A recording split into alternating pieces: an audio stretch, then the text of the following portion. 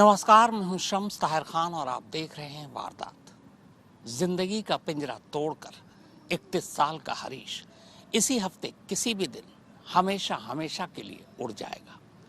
डॉक्टरों के लिए तो हरीश 13 साल पहले ही मर चुका था, लेकिन अब वही डॉक्टर अपने हाथों से हरीश को मौत देंगे। कहते हैं जिंदगी और मौत ऊपर वाले के हाथों में है, तो यहाँ कह सकते हैं कि हरीश के हिस्से की मौत ऊपर वाले ने डॉक्टरों के हाथों लिखी थी। देश के सबसे बड़े अस्पताल दिल्ली के एम्स में हरीश को किश्तों में कैसे मौत दी जाएगी, आइए आपको बताता हूं।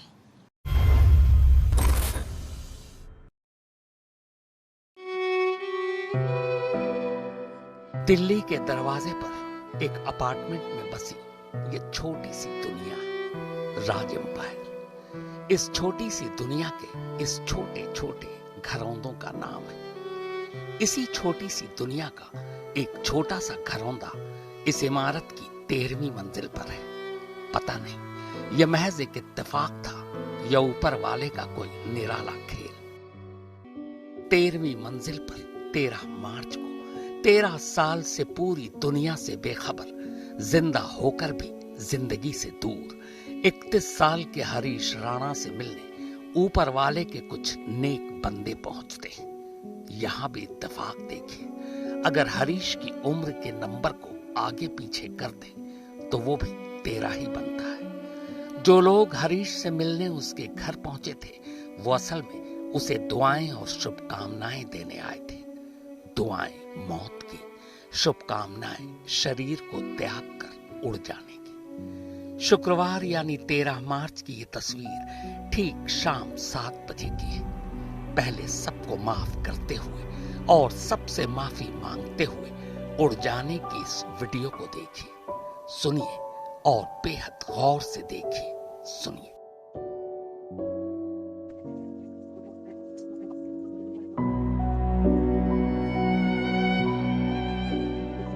सबको माफ करते हुए, सबसे माफी मांगते हुए आ जाओ, ठीक है।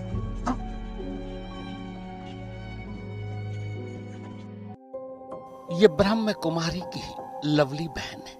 इनके एक हाथ में चंदन की छोटी सी डिबिया है, जबकि दूसरा हाथ हरीश के सिर पर है। हरीश के सिरहाने दाईं तरफ ब्रह्म कुमारी की एक और बहन खड़ी है। हरीश के माथे पर चंदन का टीका लग चुका है। पहले 7 सेकंड तक बहन लवली अपना एक हाथ हरीश के सिर पर रखकर मुस्कुराते हुए बस उसे निहारे जाती है।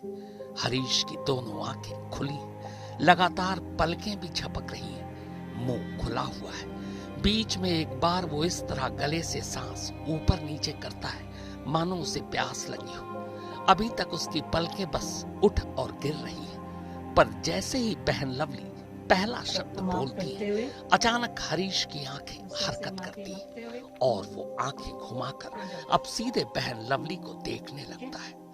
जिस तरह 7 सेकंड की खामोशी के बाद पहली बार बहन लवली ने पहला शब्द बोला और उस शब्द को सुनते ही जिस तरह हरीश ने अपनी आंखें घुमाई, उससे इतना तो साफ है कि वो सुन सकता था, शायद सुन रहा था। क्या पता बहन लवली जो कह रही थी उसे समझ भी रहा हो।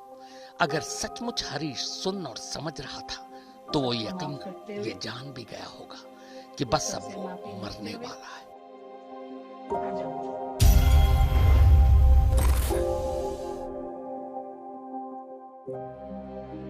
कुछ आंकड़े कहते हैं कि करीब 8 अरब वाली इस दुनिया में हर रोज लगभग 1.5 लाख से ज्यादा मौत होती है। दुनिया की सबसे लाइलाज बीमारियों को भी शामिल कर लें तो भी शर्तिया किसी मरने वाले इंसान को अपनी मौत की तारीख और वक्त पता नहीं होता, सिवाय उनके जिन्हें किसी जुर्म के लिए सजाए मौत दी गई हो।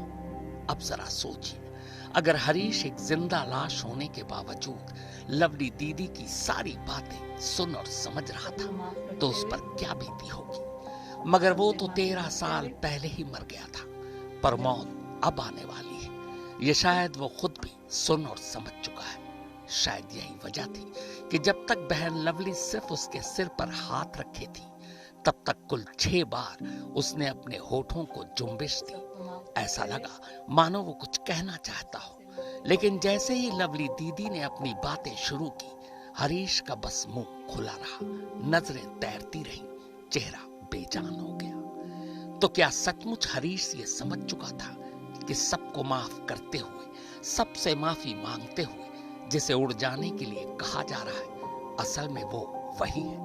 और क्या इसीलिए वो तब भी बेजान बना रहा जब लवली दीदी ने उससे आखिरी 2 शब्द कहे, आखिरी वो 2 शब्द जो शायद हरीश से उड़ने के लिए उसकी इजाजत मांग रहे थे। सवाल के अंदाज में पूछे गए वो आखिरी 2 शब्द थे,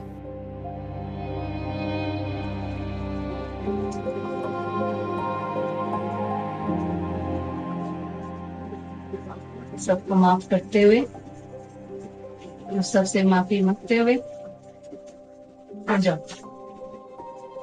ठीक है, ठीक है, ठीक है।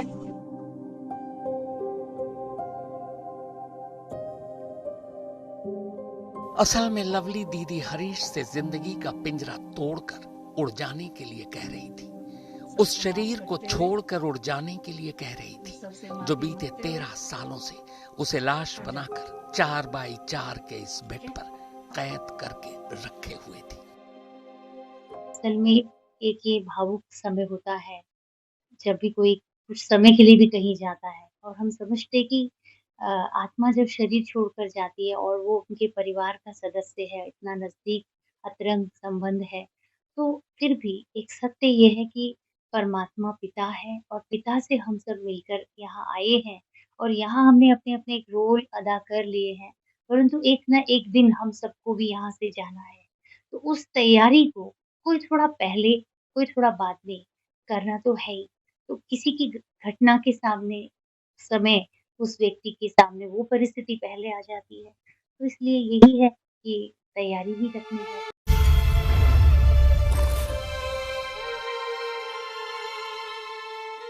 हरीश की जिंदगी के पिंजरे को तोड़ने की इजाजत खुद देश की सबसे बड़ी अदालत सुप्रीम कोर्ट ने दी थी। आखिरी 2 शब्द में 13 साल से खामोश लेटे हरीश से इजाजत लेने की रस्म अदायगी भी अब पूरी हो चुकी थी। 13 मार्च की रात अपने घर में हरीश की आखिरी रात थी। मालूम नहीं ये बात हरीश को भी मालूम थी या नहीं। नजरें, सांसें, पलकें सब तो हरकत कर रही थी, बस लब खामोश थे। दिमाग कितना समझ रहा था ये तो पता नहीं। बस उसी खामोश लब की वजह से दिल या दिमाग की बातें न हरीश कभी जुबान पर ला पाया, न हरीश के करीब रहने वाले कभी समझ पाए। अब 14 मार्च की सुबह हो चुकी थी। शनिवार का दिन था। इस घर का ये कमरा अब खाली होने जा रहा था। इस बेड की भी अब इस कमरे में शायद कोई जरूरत नहीं। सुबह के करीब 11 बजे होंगे। आखिरी सफर पर निकलने से पहले हरीश को बस एक आखिरी सफर और करना था। घर से 33 किलोमीटर दूर एम्स तक का सफर, उसी एम्स का जहां धीरे धीरे मशीनें उसकी सांसों की डोर को तोड़कर हमेशा हमेशा के लिए न सिर्फ उसकी धड़कनों को खामोश कर देंगी, बल्कि ये खुला मुंह और खुली पलकें भी हमेशा हमेशा के लिए बंद हो जाएंगी। 13 मार्च की दोपहर लगभग 1 बजे का वक्त रहा होगा जब हरीश के माँ बाप और भाई उसे एम्बुलेंस में बिठाकर घर से विदा करते हुए अपने साथ उस एम्स में पहुंचे, जहां हर मरीज इस उम्मीद से पहुंचता है कि वहां से वो ठीक होकर अपने घर लौटेगा। लेकिन ये दुनिया के शायद वो बदनसीब माँ बाप हैं जो अपने बेटे को देश के सबसे बड़े अस्पताल इसलिए ले जा रहे हैं ताकि वो मरकर लौटे। एम्स के बाद हरीश की आखिरी मंजिल उसका अपना घर नहीं बल्कि कोई शमशान होगा। यह उसी एम्स में मौजूद इंस्टीट्यूट रोटरी कैंसर हॉस्पिटल है। वैसे इसका पूरा नाम BR Ambedkar institute rotary cancer hospital है। इसी बिल्डिंग की पहली मंजिल पर पैलिएटिव केयर यूनिट यानी PCU डिपार्टमेंट है। असल में PCU में उन मरीजों को ही रखा जाता है जो बहुत दर्द या तकलीफ में हो और जिनके दर्द की कोई दवा ना हो, बचने की उम्मीद लगभग खत्म हो चुकी हो, बस यूं समझ लीजिए कि एक मरीज को आसान और कम तकलीफ देह मौत देने की जो जगह होती है उसे ही पैलिएटिव केयर यूनिट या पीसीयू कहते हैं। पैलिएटिव केयर का मतलब है कि पेशेंट को हम कंफर्टेबल करते हैं। इसके अंदर हम नींद की दवाइयाँ भी दे सकते हैं, दर्द की दवाइयाँ भी दे सकते हैं, दर्द के इंजेक्शन भी दे सकते हैं, या एनेस्थीसिया के ब्लॉक्स भी दे सकते हैं, जिससे कि पेशेंट को पेन बिल्कुल ना हो और उसकी सफरिंग्स जो है वो कम हो। तो पैलिएटिव ट्रीटमेंट ये होती है, ये क्यूरेटिव ट्रीटमेंट नहीं है। ये पैलिएटिव ट्रीटमेंट ये होती है जिसमें कि हम पेशेंट का दुख जो है वो कम करते हैं। सुप्रीम कोर्ट का हुक्म था, तारीख 14 मार्च की पहले से तय थी, लिहाजा पीसीयू वार्ड में हरीश के लिए एक आखिरी बेड भी तैयार था। इसी बिल्डिंग की पहली मंजिल पर हरीश के हिस्से मौत की जो बिस्तर आई है उसका नंबर है बेड नंबर 3। बेशक एम्स देश का सबसे बड़ा अस्पताल है, लेकिन बदनसीबी देखिए कि जिंदगी बचाने वाले एम्स के सामने भी पहली बार एक ऐसा केस आया है जिसमें उसे किसी की जिंदगी बचानी नहीं बल्कि जान लेनी है, वो भी पूरी मर्यादा, इंसानियत, डॉक्टरी के महान पेशे और कानून को ध्यान में रखकर। हरीश जब 14 मार्च की दोपहर एम्स लाया गया, उससे पहले ही एम्स में धीरे धीरे उसकी जान लेने की तैयारी शुरू हो चुकी थी। हरीश एकदम से नहीं मरेगा, बल्कि आहिस्ता आहिस्ता इस तरह उसकी जान ली जाएगी कि शायद जान निकलने की जो तकलीफ होती है उस तकलीफ का उसे एहसास भी ना हो।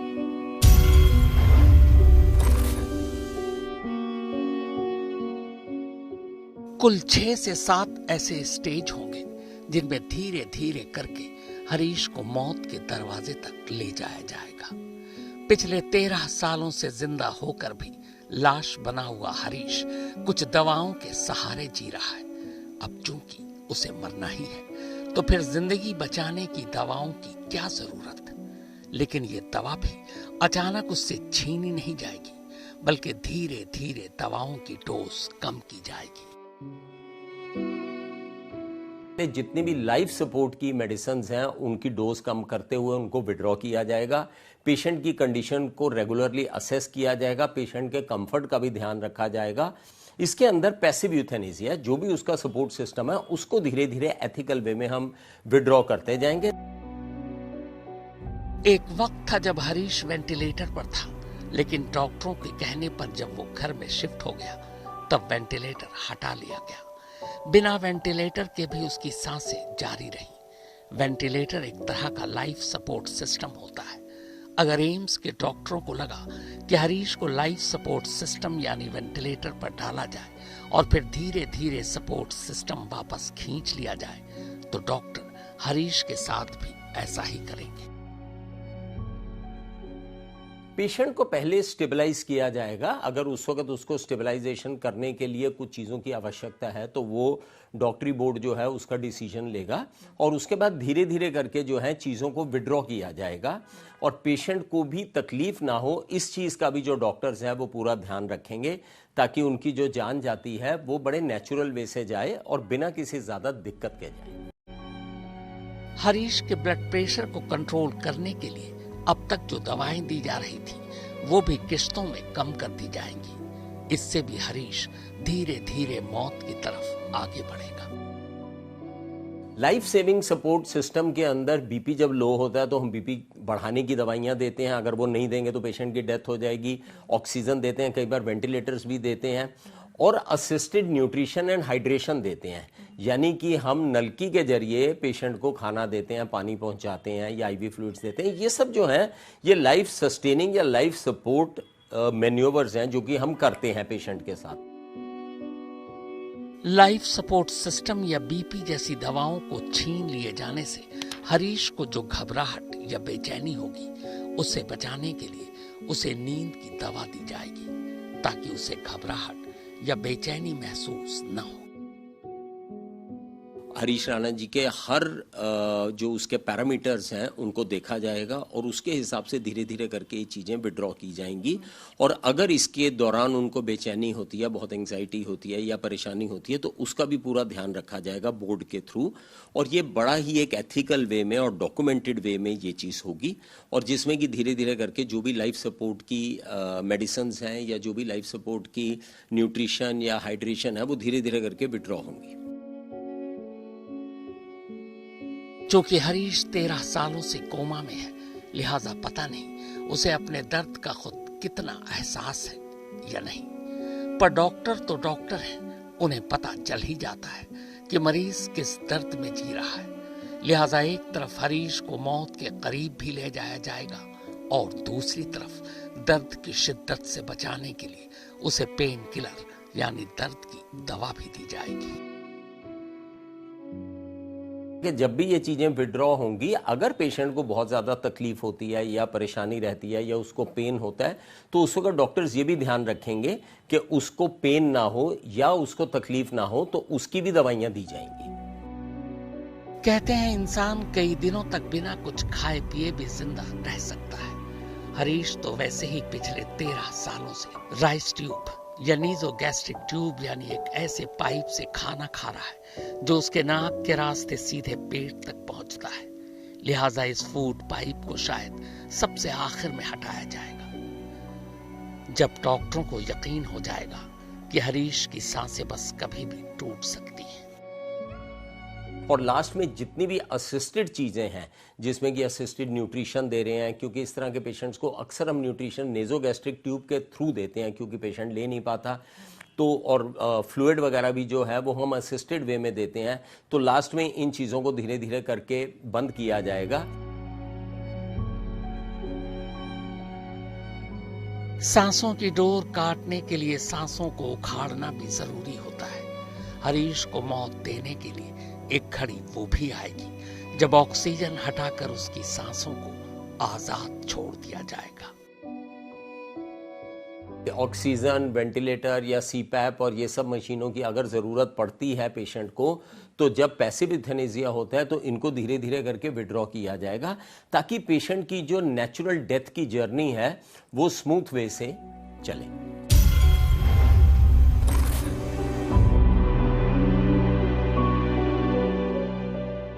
किश्तों और चरणों में इस तरह हरीश के हिस्से जो मौत आएगी वो कम से कम 1 हफ्ते का वक्त लेगी। सुप्रीम कोर्ट ने साफ कहा है कि अगर हमारा संविधान इज्जत के साथ जीने का हक देती है तो यही संविधान इज्जत के साथ मरने का भी हक देती है। एम्स के डॉक्टरों के मुताबिक हरीश के हिस्से इज्जत और बिना तकलीफ के जो मौत आने वाली है वो इसी हफ्ते आएगी, यानी इसी हफ्ते किसी भी दिन सचमुच हरीश उड़ चुका होगा। मनीषा झा और मैंगौड़ के साथ हिमांशु मिश्रा, आज तक। 31 साल की अपनी कुल उम्र में से हरीश कायदे से सिर्फ 18 साल जिया, क्योंकि पिछले 13 सालों से वो कोमा में एक लाश की तरह ही जी रहा था। एक ऐसी लाश जिसकी मौत का न सिर्फ इंतजार था, बल्कि जिसकी मौत के लिए घर वाले दुआएं मांगने को मजबूर थे। कहते हैं कि मरने के बाद लाश को ज्यादा देर तक घर में नहीं रखते, पर सोचिए ना उस माँ बाप के बारे में जिन्होंने पूरे 13 साल एक लाश के साथ गुजार दी। बात 11 साल पुरानी है, तब हरीश और उसके घर वालों की जिंदगी पूरी तरह से गुलजार थी। हरीश इंजीनियर बनना चाहता था। अपने इसी ख्वाब को पूरा करने के लिए 2013 में उसने चंडीगढ़ यूनिवर्सिटी में दाखिला लिया। इंजीनियरिंग की पढ़ाई शुरू हो चुकी थी। हरीश यूनिवर्सिटी के नजदीक मोहाली में एक पीजी में रहता था। पीजी में उसका कमरा 4थी मंजिल पर था। कॉलेज से आने के बाद एक रोज हरीश अपने पीजी की बालकनी पर खड़ा था और अचानक वो उस बालकनी से नीचे गिर गया।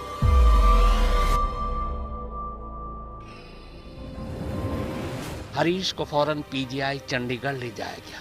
उसके सिर पर गंभीर चोटें आई थी, सांसें चल रही थी, लेकिन वो होश में नहीं था। चूंकि मामला एक्सीडेंट का था, लिहाजा मोहाली पुलिस ने एफआईआर भी दर्ज की। हरीश के घर वालों ने तब इल्जाम भी लगाया था कि उनके बेटे को जानबूझकर कुछ लड़कों ने बालकनी से नीचे गिराया। चंडीगढ़ पीजीआई में हरीश की हालत में कोई सुधार नहीं हुआ। डॉक्टरों ने अपने हाथ खड़े कर लिए, लेकिन माँ बाप ने हिम्मत नहीं हारी। वो हरीश को पीजीआई चंडीगढ़ से दिल्ली के एम्स ले आए। यहां भी उसका लंबा इलाज चला, पर हालत में कोई सुधार नहीं।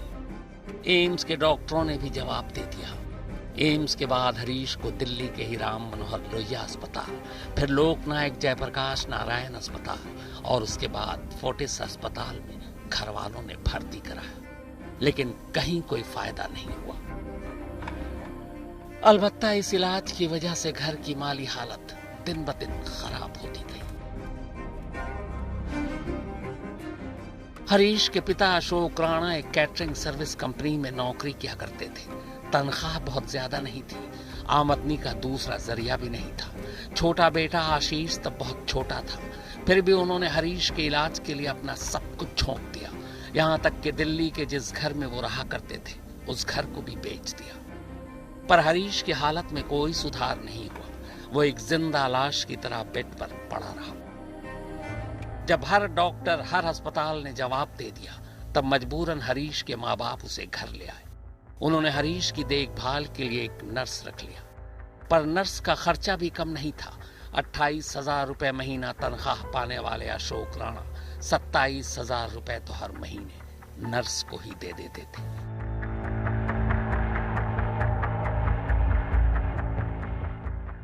इलाज के साथ साथ घर का खर्चा चलाना मुश्किल हो रहा था। फिर वो वक्त भी आया जब अशोक राणा नौकरी से रिटायर कर दिए गए। छोटे बेटे की अभी नौकरी भी नहीं लगी थी। मजबूरन उन्हें नर्स को हटाना पड़ा। अब हरीश की देखभाल खुद माँ बाप किया करते।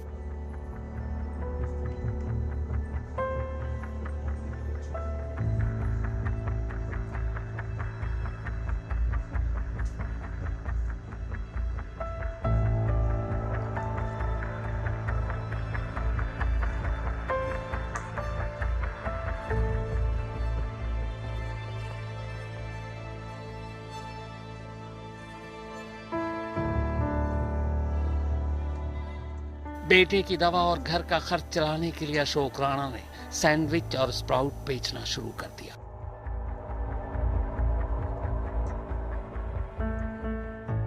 घर के पास ही एक मैदान है जहां खासकर हर शनिवार और रविवार बड़ी तादाद में बच्चे खेलने आते हैं। शुरुआत में अशोक राणा घर में ही सैंडविच और स्प्राउट बनाकर मैदान ले जाते और वहां वो बच्चों को बेचा करते। घर का कुछ खर्चा निकल आता। पेंशन के नाम पर 3,000 रुपए मिला करते थे। फिर भी इन सब के बीच घर चलाना मुश्किल हो रहा था। महीने साल बीतते रहे, इधर हरीश की हालत में कोई सुधार नहीं हुआ। न जाने कितने बरस, कितने मौसम बीत गए, पर हरीश इस मुद्दत में इसी बिस्तर पर यूं ही पड़ा रहा। इस पूरी मुद्दत में उसने एक करवट तक नहीं बदली। बिस्तर के साथ एक यूरिन बैग और एक फूड पाइप लगा था। उसी पाइप के सहारे उसे रोजाना उसकी मां खाना देती। गुजरते वक्त ने हरीश को एक इंसान से कंकाल बना दिया था, पर न उसे कंकाल कह सकते और न ही मुर्दा, क्योंकि एक चीज अब भी ऐसी थी जो उसका साथ नहीं छोड़ रही थी, और वो थी उसकी सांसें। और इसी सांस ने उसे जिंदा होने का सर्टिफिकेट दे रखा था, जबकि तमाम अस्पताल और डॉक्टर कब का अपना हाथ खड़ा कर चुके थे।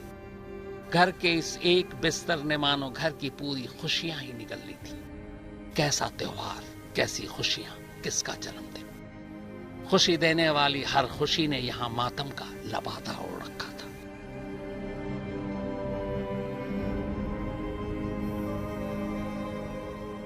अब तक हरीश को इसी तरह बिस्तर पर जिंदा मुर्दा लेटे 10 बरस बीत चुके थे। इन 10 लंबे बरसों में हरीश की हालत जरा भी नहीं बदली, लेकिन घर में रहने वाले बाकी 3 जिंदा लोगों की जिंदगी पूरी तरह से बदल चुकी थी।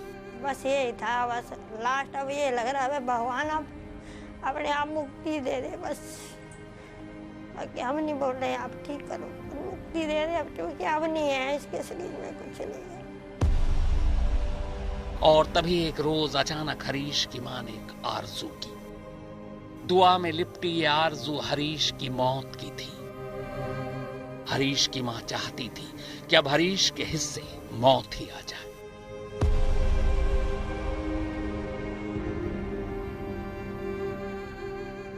हादसे के बाद से हर रोज अपने बच्चे की जिंदगी की दुआ मांगने वाली मां अब हर वक्त अपने बेटे की मौत की दुआ मांग रही थी।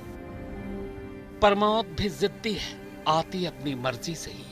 लिहाजा मौत ने भी मां की आरज़ू पूरी करने से इनकार कर दिया। दवा के बाद अब दुआ भी बेकार जा रही थी। और ठीक तभी हरीश की मां ने एक फैसला लिया, एक ऐसा फैसला जो शायद ही दुनिया की कोई भी मां ले सकती है। मां के इस फैसले के साथ हरीश का पूरा परिवार एक फरियाद के साथ दिल्ली हाई कोर्ट के दरवाजे पर दस्तक देता है। मनीषा झा और मैन गौड़ के साथ हिमांशु मिश्रा, आज तक। तो इस अफसोसनाक वारदात में फिलहाल इतना ही। देश और दुनिया की बाकी खबरों के लिए आप देखते रहिए आज तक।